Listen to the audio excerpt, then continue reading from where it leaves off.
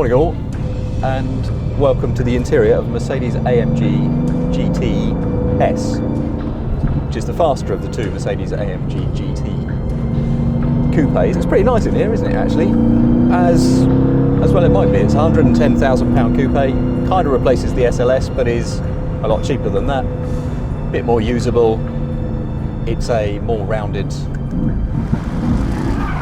better coupe stroke GT car, really. It's a rival, if you like, for some of the top-end Porsche 911s, such as the GTS. And there are a couple of things that I want to know about them. One, which is quicker, and two, which is more fun. The weight distribution of this, because it has a 7-speed transaxle, so the gearbox is at the back, is ever so slight to the rear as well. And it's got 503 horsepower. The 911 has got 425. It is a 3.8 second car to 60, and the 911 is a 4.4 second car to 60. But price and speed, as we know, do not equal driving pleasure. So let's put the systems in what we're supposed to put them in and see which is the bigger giggle. So what's it like around here? This little but quite interesting track called Landau in Wales. Some of the old character of the SLS is still intact. It shares the same sort of architecture. It's a bit smaller and it's been revised and updated, but it doesn't half get on a bit, this car, I tell you. It is. It does not want for pace, and it does not want for noise. And that handling balance is very forgivable and playful.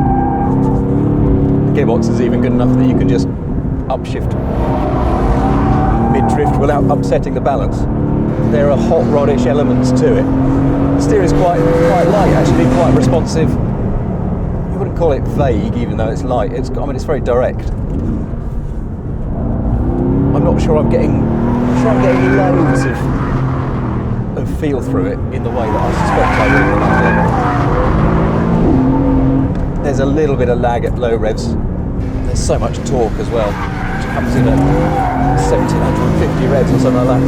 Then it revs through to 7. It's a lovely, lovely engine. I was fearful about the fact that everything was going to become turbocharged, but you don't really need to be.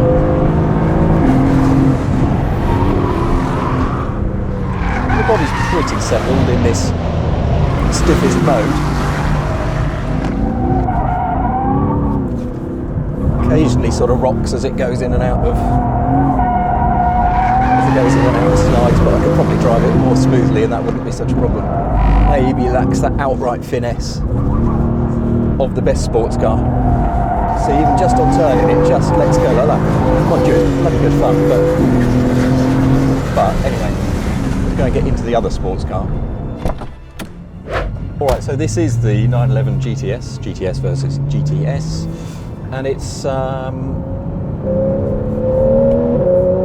it feels like getting back into a comfy pair of old trainers. You can just get in it and you think, hello old friend. It's smaller, it's lighter, not by as much as you think, 1500 versus 1570. But if you want to know what the big difference is between, fundamentally engine-wise, between this and the AMG has got about 480 foot-pounds and it comes in from 1750 RPM. Peak torque in this, I think, is 325 and it comes in at 5750 RPM. That's what having a naturally aspirated engine hanging out the back does for you. But listen to it. Will you just listen to it?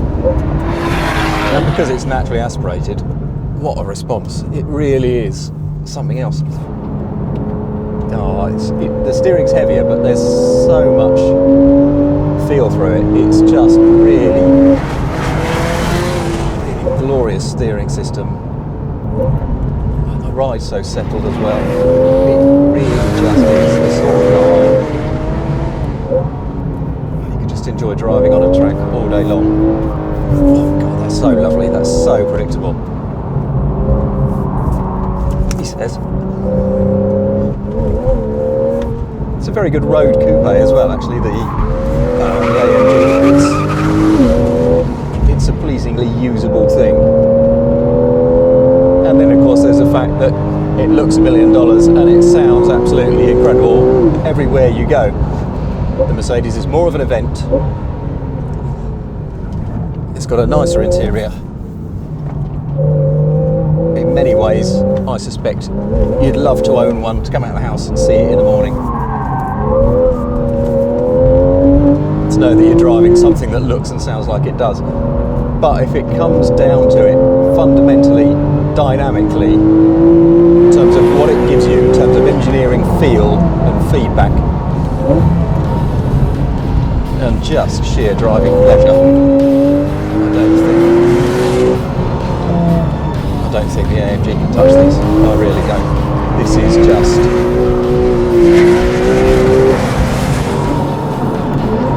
there is just nothing as good as a